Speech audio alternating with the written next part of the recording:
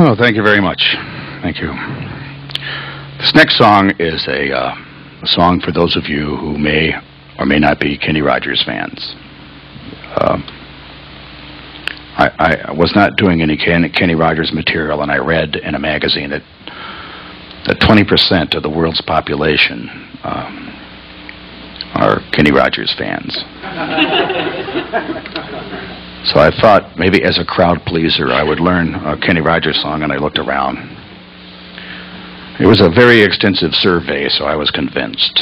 They interviewed the boat people from Sri Lanka, I understand, and 20% of them had came to get Kenny Rogers tapes and records.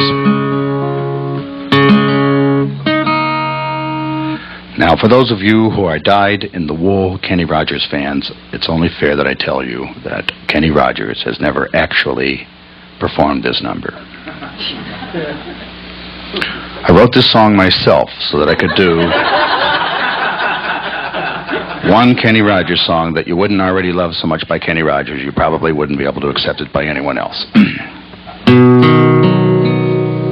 always found it interesting that Kenny Rogers has made a fortune doing what I used to do in 4th grade. I mean, I would get in trouble. I used to sit in the back of the room and go, wow. Never occurred to me to go, Ruby, don't take your love to town. The name of my song is Oklahoma Rewrite, and the whole thing takes place in Tulsa, Oklahoma, where I've never been, but I would like to go there someday after this whole Oral Roberts thing is resolved.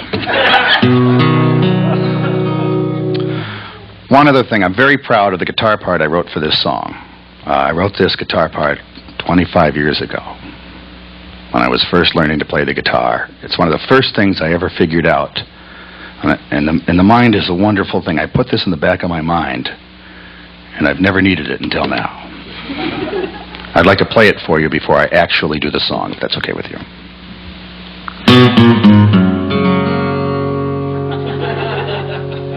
For one thing, it was a little too short to use for most songs, and I'm just very grateful I remembered it. Well, I was looking out the window of a laundromat in Tulsa at a wino in a raincoat. I was feeling kind of strange. I had a belly full of whiskey.